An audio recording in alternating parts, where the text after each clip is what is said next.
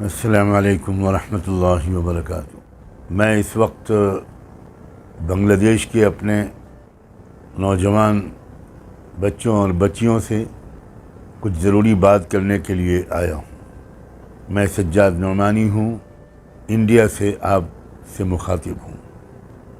سب سے پہلے تو اس بات پر آپ کو مبارکباد دیتا ہوں، کانگریچولیٹ کرتا ہوں that you people succeeded in toppling the Hasina regime۔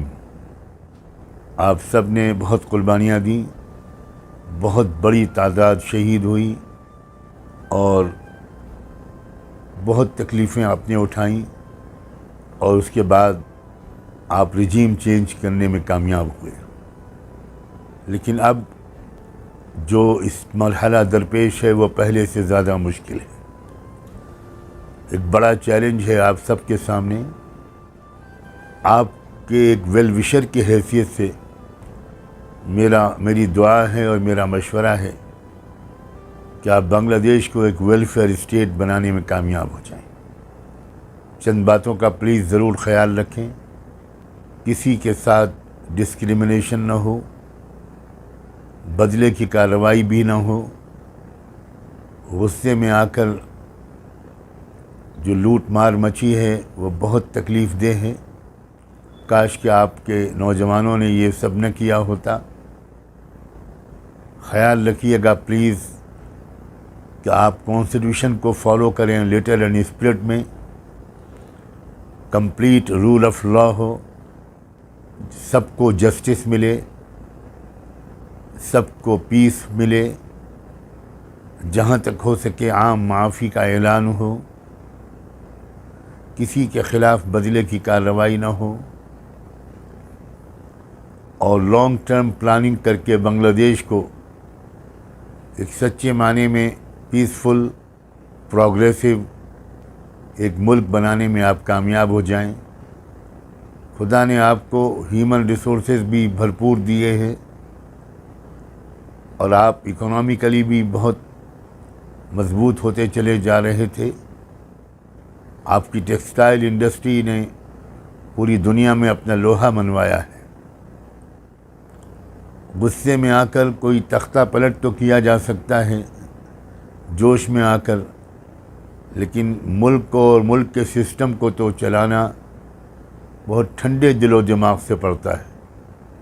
Please اب گیئر چینج کر لیجئے، موڈ بدل لیجئے،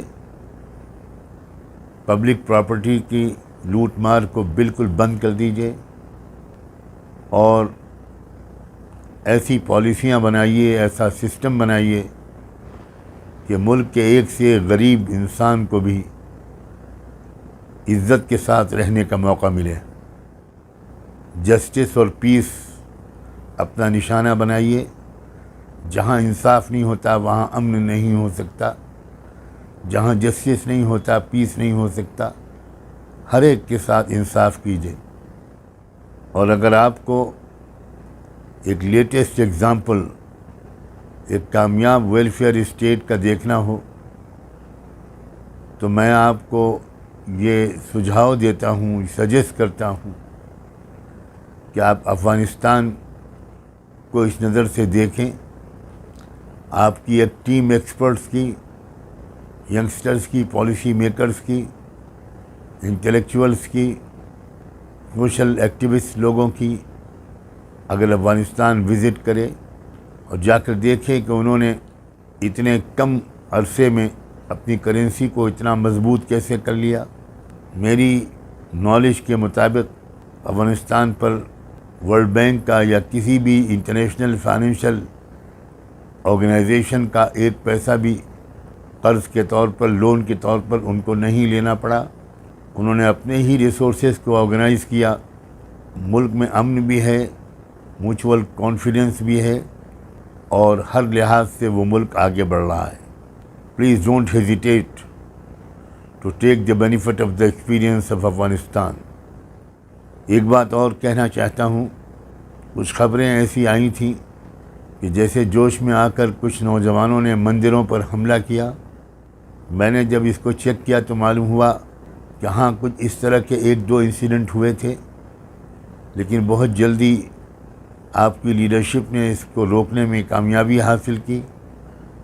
پلیز، یہ بہت بدنامی کا سبب ہے، نہ مذہب کے لحاظ سے یہ صحیح ہے، نہ یہ بنگلہ دیش کے انٹرسٹ میں ہے، نہ یہ انسانیت کے اصولوں کے مطابق ہے۔ کسی پلیس آف ورشپ پہ حملہ نہیں ہونا چاہیے۔ آپ مندروں کی بھی حفاظت کیجیے، چرچز کی بھی حفاظت کیجیے، مسجدوں کی بھی حفاظت کیجیے، اور ایک بھائی چارہ، ایک بردرہڈ کا ماحول ایسا ملک میں قائم کیجیے کہ سب کو ایک دوسرے پر بھروسہ ہو۔ کوئی ایک ہندو بنگلہ دیشی ناگرک بنگلہ دیش چھوڑنے پر مجبور نہ ہو۔ لوگ اس کو بلائیں اور وہ کہے کہ نہیں، میں یہاں پر بہت سیف ہوں۔ ایسا ماحول بنائیے، اس سے آپ کا امیج بہتر ہوگا، آپ کی عزت بڑھے گی، اور پڑوسی ملکوں کو بھی آپ سے بہت کچھ سیکھنے کا موقع مل جائے گا۔ میں انہی ورڈز کے ساتھ آپ سے رخصت لیتا ہوں، آپ کو مبارکباد دیتا ہوں، and thank you very much for your patient hearing. جزاک اللہ خیر۔ السلام علیکم ورحمۃ اللہ وبرکاتہ۔